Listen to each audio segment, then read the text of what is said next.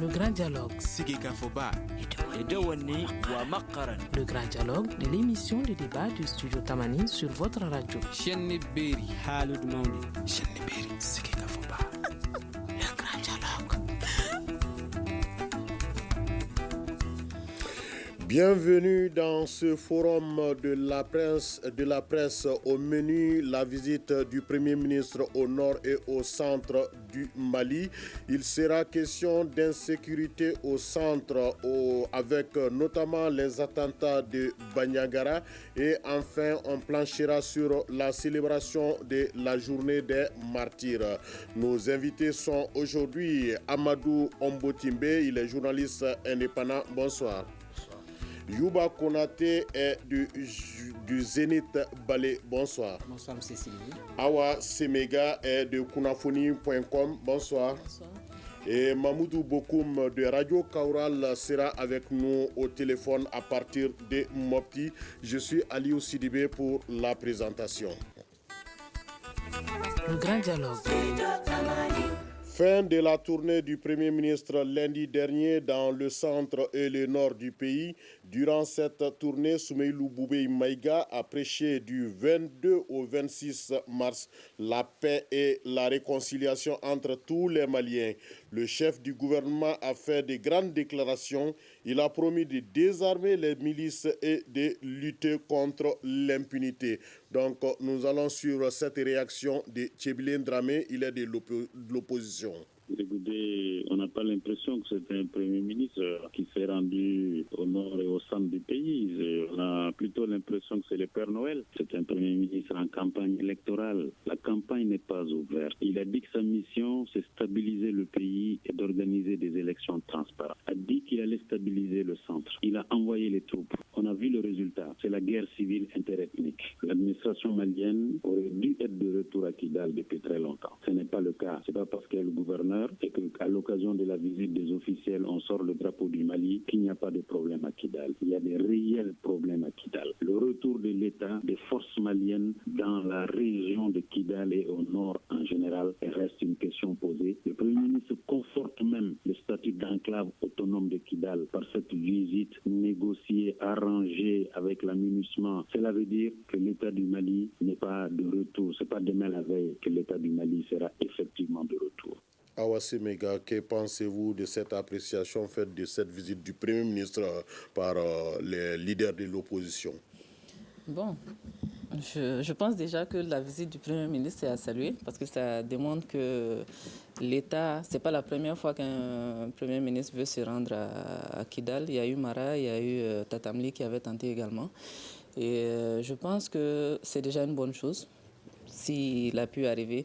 Maintenant, la question à se poser, c'est quelles sont les conditions dans lesquelles il est arrivé à Kidal. Parce qu'il ne faut pas créer d'autres problèmes après. Parce qu'après, il ne faut pas qu'on vienne savoir qu'il y a eu des négociations assez peu orthodoxes qui ont été faites et qui vont envenimer encore plus la situation. Mais cela dit, je pense vraiment que c'est une excellente chose que le fait que le Premier ministre ait pu être à Kidal, quelles que soient les réactions des uns et des autres. Okay. Amadou Ombotimbe, votre appréciation sur la visite du Premier ministre? Je pense aussi que c'est une bonne chose que le Premier ministre Soumeilou ait pris son courage à deux mains pour négocier, comme l'a dit l'autre. Et il a négocié, mais il a quand même pu se rendre. Ça, c'est la prouesse qu'il faut saluer. Et il a utilisé de son intelligence pour y aller. Il fallait que quelqu'un prenne le courage et mette son intelligence en évidence pour y aller. Le Mali, Kidal, c'est le Mali. C'est ce qu'il a voulu prouver. Mais il a quand même su négocier pour y aller. En tant que Premier ministre du Mali, moi, je pense que c'est une bonne chose. Et les autres commentaires, on y reviendra, mais c'est quand même une bonne chose. Très bien. Yuba Konaté. Bon, moi, permettez-moi d'avoir un avis carrément contraire. Moi, je ne vois pas du tout en quoi cette visite, tous les deux confrères ont utilisé le terme négocier et qualifié de prouesse politique. Parce qu'en fait, qu'est-ce qui s'est passé? D'abord, c'est une visite qui s'est déroulée à pas de charge. n'a pas fait moins de 4-5 heures de temps à Kidal. Ok, si on va aller sur les symboles, peut-être sur les symboles, je vais les concéder. Je suis d'accord que sur les symboles, puisque depuis 4 ans, 5 ans, il n'y a aucune autorité de son rang qui soit arrivée à Kidal. Pour le symbole, je suis d'accord. Mais en dehors du symbole, je pense que tout le monde est d'accord là-dessus. Les dessous, les rumeurs, les informations que nous avons n'augurent en rien l'objectif même qui était recherché, à savoir briser la dynamique qui est enclenchée et éviter de sorte que Kidal ne soit une enclave autonome qui ne dit pas son nom. Et je pense que si nous partons dans cette dimension-là, on n'est pas beaucoup avancé. Parce que tout le monde a vu comment il est resté confiné dans l'hélicoptère des Nations Unies, comment il est arrivé avec un adif, tout. Donc, je ne pense pas, en dehors du symbole, que ce soit vraiment une prouesse politique. Et sur ce plan, je suis désolé, ça n'a pas été une prouesse. Peut-être que d'autres réalités, maintenant, si, c'est-à-dire que quand, quelques semaines avant l'arrivée de Soumaïlou dans la ville de Kidal, effectivement, l'ambiance était telle que tout le monde avait craint à un moment donné que ça ne puisse déraper comme avec la visite de Moussa Mara, ce qui n'a pas été le cas. Et peut-être que sur ce niveau, on peut le saluer. Mais en dehors de ces aspects-là, moi, franchement, je ne pense pas que ce soit une prouesse que Soumaïlou soit arrivé et dans les conditions dans lesquelles il est arrivé. Très bien. Bokoum, votre avis par rapport à cette visite de 5 jours du Premier ministre au nord et au centre? Bon, moi, à mon avis, j'ai deux visions sur cette visite. Je le vois en deux faces. Au plan, sur le fond, la forme plutôt d'abord, je vois la forme, ça prouve que toujours Kidal resterait, comment on appelle là, dans l'administration malienne. Kidal est géré par le Mali. Mais au fond, est-ce que c'est la réalité? Parce que je crois qu'en se rendant dans le centre du Mali, il n'y a pas eu ces tracasseries de négociations qui ont eu avant qu'il ne se rende à Kidal. Il n'y a pas eu de budget débloqué, comment on appelle là, pour donner à Kidal afin de permettre, afin de réaliser sa visite. Il n'y a pas eu la même chose plus précisément. Donc, sur la forme, on dirait qu'il est parti sur un territoire malien, mais au fond, la question reste à poser. Un Premier ministre doit aller là où il veut, à mon entendement, là où il veut sur le territoire national. Mais si une visite de premier responsable de l'administration se négocie, se finance à hauteur de millions, donc je crois que au fond, vraiment, c'est pas une visite qui donne espoir, mais en la forme, on suppose que Kidal reste toujours le Mali. Comme l'a dit quand même l'amant local, il dit qu'il fallait que cette visite ait lieu, sinon on serait quand même foutu à jamais, je le cite. Mais de toute façon, sur le fond, moi je ne suis pas quand même d'accord la manière dont le Premier ministre est rendu à Kidal. Mais en fait, quel sera désormais son impact sur le processus de paix en cours? Ça peut déclencher quand même des négociations, ça peut déclencher les dialogues si réellement toutes les parties resteront sincères. Bon, est-ce que on va être obligé à chaque fois qu'on puisse aller là-bas pour négocier qu'il faut payer une somme colossale? Est-ce qu'on va rester dans ça? Donc la question reste posée. Mais ce qui est sûr, bon, c'est un début de dialogue, mais pourvu que toutes les parties, que ce soit les groupes armés signataires, que ce soit le gouvernement, que toutes ces parties soient sincères dans les négociations. En tout cas, c'est un déclic. C'est un déclic pour commencer quand même vraiment une négociation, la mise en œuvre des accords. Ça peut booster ça un peu, mais en tout cas, reste à savoir quelle est l'ambition, quelle est la volonté de toutes les parties pour la mise en œuvre de ces accords. En tout cas, c'est un bon début. On espère que les parties resteront sincères. Mais Amadou Ombotimbe, on a eu dire que quand le Premier ministre arrivait à Kidal, notamment le premier responsable de la SEMA, Bilal Ag Achérif, était en tournée vers Tombouctou. Est-ce que vous pensez qu'à partir de cette visite, les différents partenaires ont été mis en confiance? En fait, moi, j'ai des problèmes par rapport aux contours, aux éléments qui ont émaillé un peu la visite du Premier ministre. C'est pourquoi j'ai commencé par dire que ça a été une visite négociée. Négociée à des niveaux plus élevés. Peut-être avec l'Algérie, sa visite au niveau en Algérie, sa visite au Maroc, et tout, pour qu'il puisse se rendre. Je ne suis pas sûr que la présence de Bilal Al-Sherif à Tombouctou ait un impact sur le truc de sa présence à Kidal, à partir du moment où la négociation a inclus la CEMA. Donc avec la caution, il est allé à Kidal avec bien sûr la caution de Bilal Al-Sherif. Et donc, quand je disais que j'étais un peu confus par rapport à cette situation, je dis Kidal, il faut qu'on se dise, Kidal c'est le Mali, mais les réalités d'hier ne sont pas les réalités d'aujourd'hui. Depuis 2012 ou depuis 2013, il y a une nouvelle carte qui a été dessinée. Et lorsque Youba parle bien sûr de Kidal comme une enclave, j'ai dit oui, depuis le malheureux voyage effectué à Kidal par le Premier ministre Moussa Mara, Kidal a effectivement été une enclave dans laquelle aucune autorité malienne n'était la bienvenue. Mais il fallait que quelqu'un prenne son courage à deux mains pour y arriver.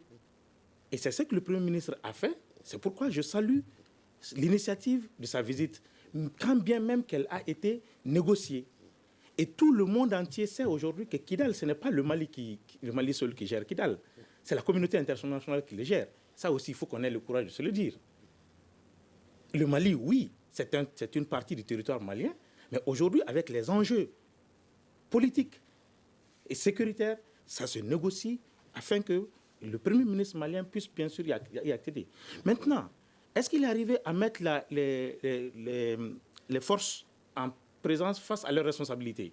Je veux parler par exemple des signataires de l'accord. Moi, je pense que c'est un début. Lorsque le Premier ministre se rend à Kidal, ça fait partie des accords, ça fait partie des éléments inclus dans les accords d'Alger. Alors, c'est un début.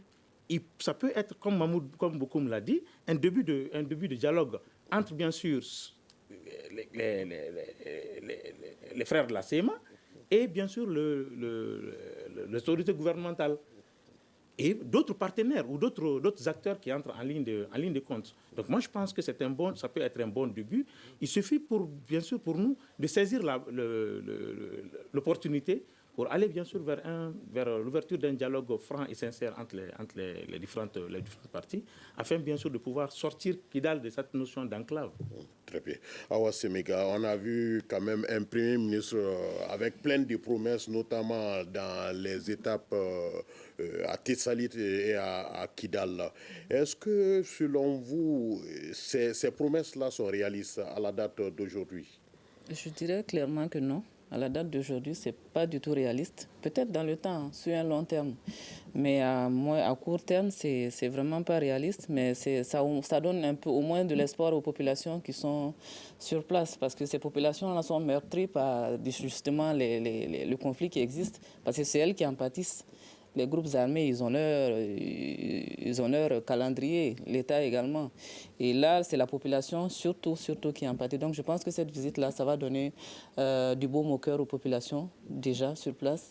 Ça va leur montrer au moins qu'il y a une volonté qui est là de leur venir en aide, de les appuyer et tout. Et sinon, les promesses qui ont été tenues, ça va se faire peut-être, mais ce n'est pas à court terme. Okay. Youba. Oui, effectivement, hein, quand vous voyez un peu la réaction de Tchéblin Dramit, de l'opposition, ça donne tout le poids parce que nous sommes quand même à 4 mois des élections présidentielles et le Premier ministre duquel nous parlons est le Premier ministre du président sortant et qui aujourd'hui a un bilan très très mitigé. Donc je pense que quelque part aussi... le Premier ministre était en visite d'État, c'est le chef de l'administration qui s'est déplacé sur une partie du pays. Mais en plus de ça, il y a forcément l'agenda politique qui est derrière. Et ce qui est donc révélé par tout ce que nous avons eu aujourd'hui, dans les différentes localités comme annonce. Et très à juste titre, beaucoup de ces annonces-là, tout le monde sait qu'entre nous, d'abord, il y a une partie qui ne peut même pas être appliquée sans une application intégrale de l'accord. Et l'autre partie, c'était vraiment certainement pour donner à visée électoraliste, c'est très clair. C'est pour comment dirais-je, emballer les populations qui sont là, qui quand même avaient besoin d'une certaine voix de ce niveau-là pour pouvoir un peu se rassurer et se dire que peut-être que les choses vont changer. Peut-être que c'est à juste titre, et je pense que peut-être le Premier ministre était dans son rôle, mais quand vous prenez une réaction comme celle de Tchebli aussi, il est dans son rôle de critiquer et de façon réaliste. Et quand nous, journalistes, on veut rester intermédiaires, on comprendra qu'au-delà de la visite du chef du gouvernement, il y avait aussi forcément une lecture politique. Très bien. Retrouvez Studio Tamani sur les réseaux sociaux. Commentez sur Facebook et Twitter nos informations, nos photos et nos vidéos. Prolongez le débat sur Studio Tamani. Retour donc sur ce plateau pour ce forum de la presse avec nos invités. Amadou Ombotime, il est journaliste indépendant. Youba Konate est du Zénith Balé. Awa Semega de Kunafoni.com et Mamoudou Bokoum de Radio Kaural. Il est au téléphone depuis Mopti. Alors, la violence persiste dans la région de Mopti. Plusieurs localités ont été attaquées cette semaine, notamment le village de Débéré et Diona, dans le cercle de Douanza et la ville de Banyangara. Ces attaques interviennent après une série de visites du Premier ministre dans la région. Donc nous allons sur cette réaction d'un habitant de Banyangara.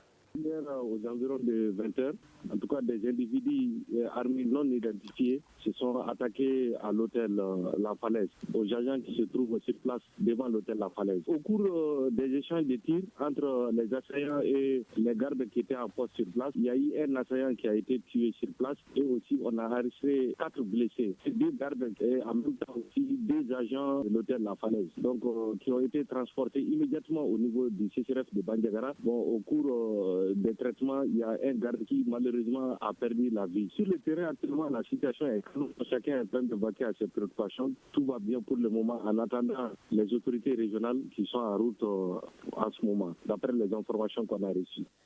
Alors, Mamoudou Bokoum, quel est le message que ces terroristes ont voulu quand même donner par cette attaque? Je crois qu'ils veulent réaffirmer leur présence dans la région de Mopti, parce que juste après 2 jours de la visite du PM à Banyangara ville, qu'on vient de s'attaquer à Banyangara au plein cœur, au rond-point à la rentrée de la ville. Donc ça prouve que quelque part, c'est une mesure de sécurité tant prêchée par le Premier ministre et son gouvernement. Je ne dirais pas que ce n'est pas une réalité, mais loin d'être réaliste. Parce que je ne peux pas comprendre qu'après 48 heures de la visite, sinon moins de 48 heures de la visite d'un Premier ministre, qu'on attaque le plein cœur d'une région, surtout Banyangara, étant au centre de la région de Mopti. En tout cas, c'est le message de leur présence qu'ils ont voulu montrer à l'opinion nationale et internationale. Deuxièmement, c'est pour vous dire que la région tout entière, pas Banyangara seulement, la région tout entière se trouve dans cette situation d'insécurité grandissante. D'insécurité grandissante, en ce sens que partout dans la région aujourd'hui, dans la région de Mopti, on dort avec un seul œil. Par exemple, vous avez évoqué l'attaque de La Falaise, un gendarme qui a été tué tout de suite avant-hier nuit chez lui, à Sévaré. On a vu le conflit intercommunautaire entre Peul et Doudon, malheureusement qui a fait plus de 20 morts. On a vu des cases brûlées, des grenades, etc. Des porteurs d'uniformes conçus jusqu'à par exemple à Nantaga, à 3 km de Mopti, à Somadougou, à quelques 45 km de 30 km de Sévaré, on incendie quand même, on met du feu au poste de sécurité, et à Sindégué où on va, c'est beaucoup. C'est pour vous dire que partout dans la région, on n'oublie pas Guinée, où ils ont mis du feu à des machines qui sont sur les sites de ceux de Guinée. Donc, c'est pour vous dire que cette situation d'insécurité persiste même dans la région de Mopti, malgré l'interdiction de circulation des motos qu'on dit qui a surtout pesé. sur la population, parce que la population souffre beaucoup à cause de cette mesure, malgré toute cette interdiction qui visait quand même à ralentir l'attentat, à ralentir des attaques des points stratégiques et des assassinats ciblés. Malheureusement, on continue de vivre ces actes. C'est pour vous dire que ce message que ces gens ont voulu, quand les forces du mal ont voulu montrer à l'opinion nationale et internationale, c'est que ils sont présents ici dans notre région et malgré ces promesses de les éradiquer, des actions sont en cours, mais ils persistent, ils disent qu'ils sont toujours présents et malheureusement tel est le cas et on les constate et on l'accepte malgré nous-mêmes. Mais le Premier ministre, il a fait de grandes déclarations, hein, notamment quand il promet de désarmer de gré ou de force les milices. Est-ce que cette déclaration du Premier ministre, il en a les moyens? Désarmer les milices, qui a armé les milices? Les milices, ce sont qui? On est, dans la région de Mopti, on est confronté à deux fronts. Il y a d'abord le front des présumés, des soi-disant djihadistes, moi je vais dire en tout cas des détenteurs d'armes derrière le fleuve, parce que la djihad c'est autre chose. Il y a aussi le front des milices des communautés. Nous on fait face à il y a ce mélange, il y a cet amalgame qui est là, dans lequel nous nous trouvons aujourd'hui dans la région de Mopti. Tout Dogon n'est pas milice, tout Peul n'est pas djihadiste. Donc c'est pour vous dire que ce problème est très complexe et le problème pour les désarmer, il faut une réelle volonté du gouvernement. Il ne suffit pas de tenir des déclarations. Et malgré toutes ces déclarations, on est en train de vivre ce cauchemar toujours derrière le fleuve dans le delta intérieur du Niger où il y a des communautés qui s'affrontent. C'est des milices contre, c'est des deux communautés qui s'affrontent. On a vu des milices armées, on a vu des djihadistes qui sont là, etc. Donc c'est pour vous dire que le problème du centre de Mopti est plus complexe, du centre du Mali est plus complexe que le problème du Nord. En tout cas, si le gouvernement ne prend pas les taureaux par le cornes et de se limiter et dépasser quand même les déclarations forcément et aller aux actions concrètes, en tout cas, moi je ne vois pas un avenir vraiment radieux pour la région de Mopti. Une région qui souffre d'ailleurs sur tous les plans économiques, social, sécuritaire. Rien ne va ici à cause de cette insécurité grandissante, malgré toutes ces déclarations, malgré qu'il y a un poste installé à Kouakourou, un poste de militaire, un camp d'une base installé à Djaloubé et à Sénégué, malgré tout, merci beaucoup. Les attaques continuent. Voilà, merci à Youba. Quel est le message que ces gens ont essayé de dégager par cette attaque, notamment de Banyangara? C'est juste pour dire qu'ils sont là. Parce que, vous vous souvenez, hein, le Premier ministre, lors de ses déclarations, je crois 2 ou 3 fois, il est revenu là-dessus. Il a dit clairement, il est temps que ceux qui portent des armes ou ceux qui ont l'intention de porter des armes choisissent leur camp. Et que les terroristes, nous allons les traquer et aller les chercher là où ils sont. Donc ce message de fermeté est très clair. Donc c'est en réponse au Premier ministre, parce qu'il faut rappeler que ces gens ont quand même eu tout le temps de s'installer dans cette partie de notre pays. Donc, ce n'est pas des simples déclarations de bonnes intentions qui vont faire qu'ils vont tout de suite débarrasser le plancher. Non, il faut aller au-delà des déclarations. Déjà, nous avons vu sur le terrain, effectivement, qu'il y a des actions quand même qui ont été enclenchées. Et c'est à mettre à l'actif de l'actuel Premier ministre. Parce que jusque-là, l'armée, nos femmes étaient restées dans une posture défensive qui faisait qu'ils ne partaient pas à l'attaque. Et depuis quand même quelques semaines, nous avons vu que les femmes vont à l'attaque et de plus en plus, ils vont chercher les terroristes, ils vont chercher leurs bases, essayer de les détruire, tout ça. Donc, tout ça mis bout à bout et il faudrait compter avec le temps. Et il serait illusoire de penser que c'est parce que nous avons commencé quelques actions il y a 2 ou 3 semaines que nous sommes débarrassés du terrorisme dans cette région-là. Malheureusement, ces gens ont eu le temps de s'installer. Ils se sont beaucoup installés, ils se sont infiltrés dans les terroirs. Il faudrait du temps pour les faire sortir du terroir. Très bien. Awassi Mega, quelque chose à ajouter par rapport au message que ces bandits veulent véhiculer au travers de cette attaque? Oui, avec cette attaque-là, c'est quoi? C'est pas parce que le Premier ministre est là ou bien il n'est pas là que les attaques ne vont pas continuer. Le terrorisme, c'est partout, surtout dans la région de Mopti, à Djéné, que ce soit à Djéné, à Banyangara, à Koro, dans toutes ces zones-là, en fait, ils sont là et les populations sont vraiment terrassées, terrorisées. Il y a une certaine heure où, par exemple, à partir de 18h, c'est quasiment impossible de sortir. Parce qu'il y a des risques de te faire attaquer. Et les femmes qui sont les principales victimes de ces actes qui sont posés, parce qu'il y a beaucoup qui, comme on le dit, font du commerce, le dojo en Bambara. Il y a les activités de beaucoup de femmes ont été arrêtées à cause de cette situation qui perdure depuis 2012-2013. Et là, je pense qu'il est vraiment temps d'arrêter les grandes déclarations, les grands discours et de prendre vraiment des actes. À propos des déclarations, le Premier ministre promet notamment 10 000 hommes pour sécuriser les centres du Mali. Qu'en pensez-vous? Moi, je pense qu'il ne s'agit pas de mobiliser des milliers d'hommes. Il y a la MINUSMA qui est là, Barkhane est là. Il y a tellement de corps et même les forces armées de sécurité du Mali sont là. Mais malgré toutes ces forces en présence, là, la situation n'arrive pas à se...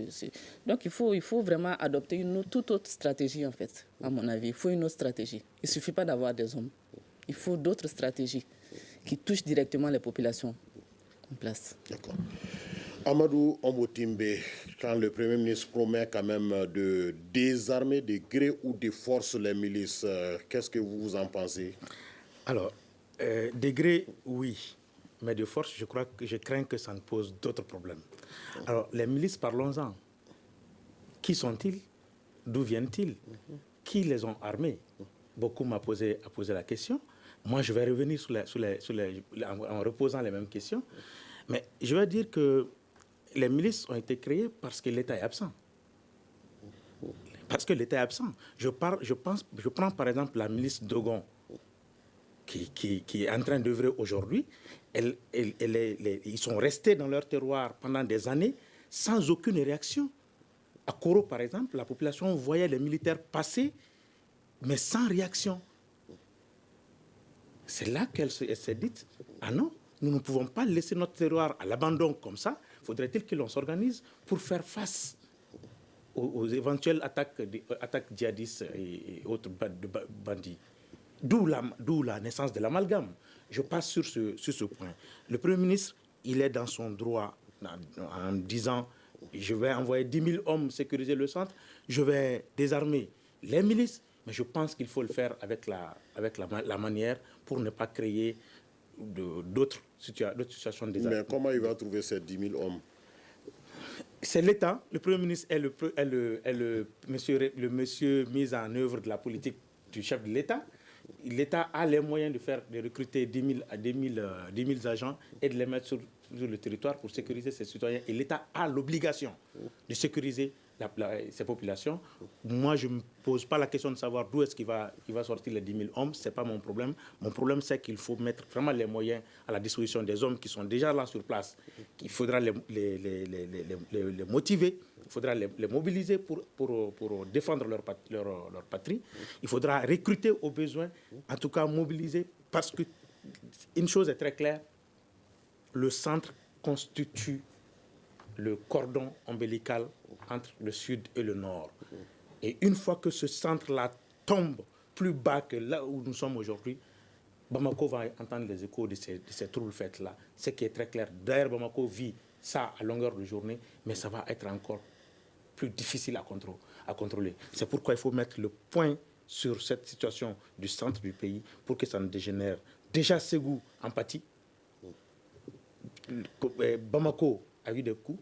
Je crains que ces gens-là ne partent ailleurs que Ségou et Bamako. Youba Konaté, comment vous voyez le chef du gouvernement quand même trouver ces 10 000 hommes pour sécuriser le centre du Mali? Ah oui, quand même, c'est le chef de l'administration. Quand il parle il s'est fait une idée quand même des effectifs en présence.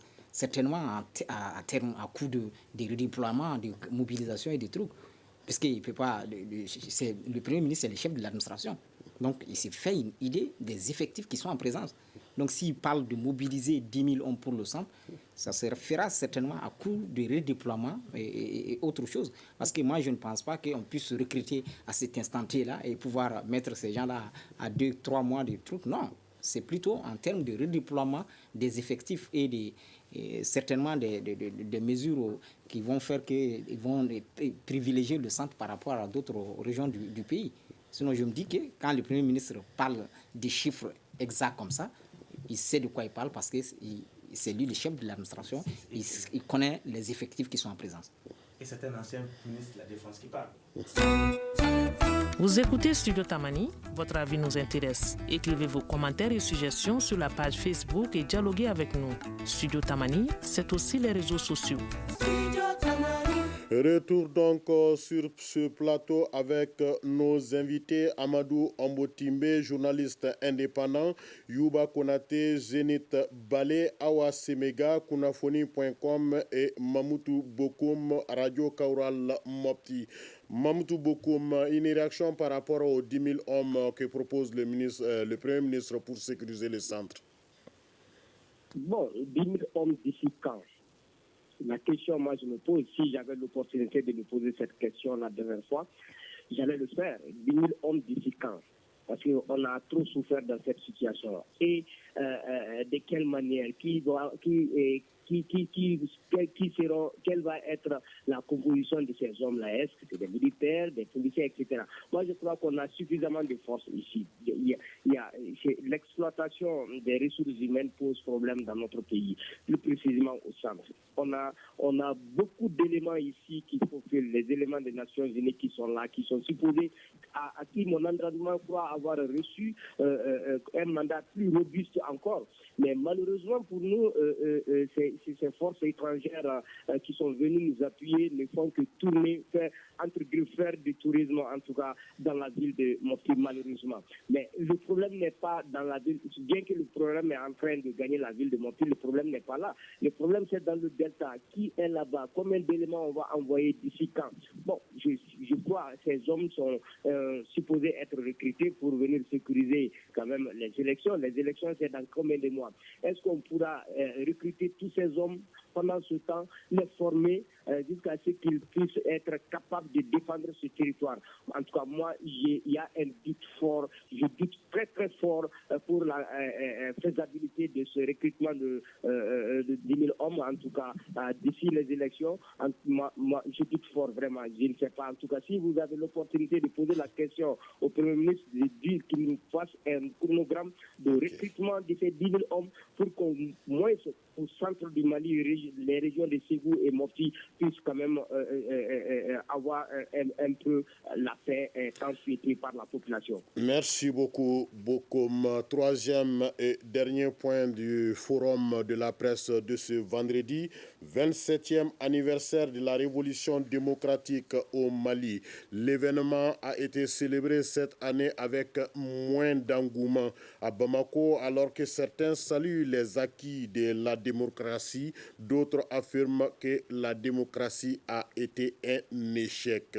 Alors, on va suivre ce bilan.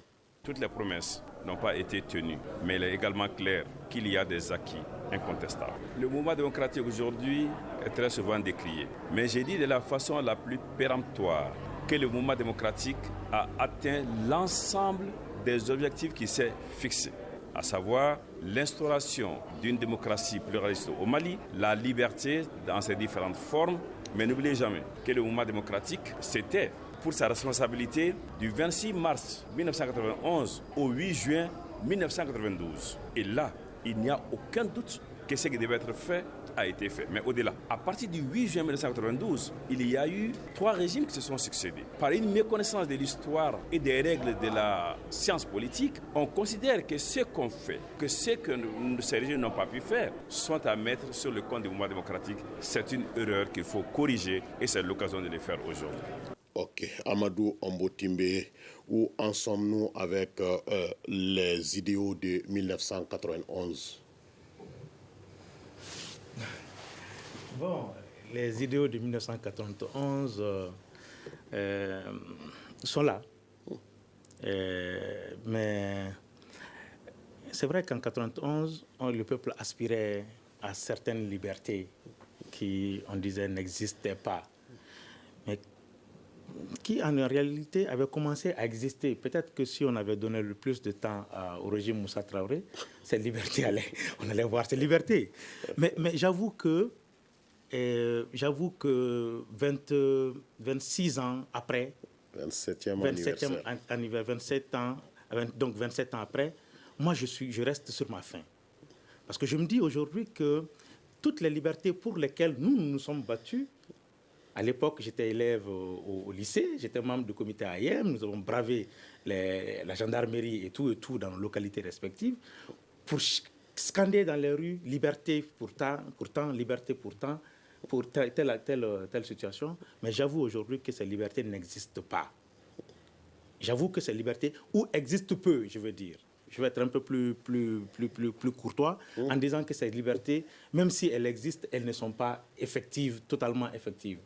Au Mali, encore en 2018, l'on n'a pas le droit d'exprimer ses propres opinions. Je suis vraiment désolé de le dire. En 2018, l'on n'a pas encore le droit d'exprimer ses opinions. Et lorsque vous le faites, on vous marche dessus. Lorsque vous le faites, on vous relève de là où vous êtes. Lorsque vous le faites, on vous emprisonne. Lorsque vous le faites, on vous menace de mort. Je pense que les idéaux du 26 mars à ce niveau ont vraiment été piétinés. Ça, il faut avoir le courage de le dire. Et la liberté qui me concerne d'ailleurs, la liberté de presse. Mais aujourd'hui, au Mali, il faut le dire, cette liberté de presse, elle est menacée.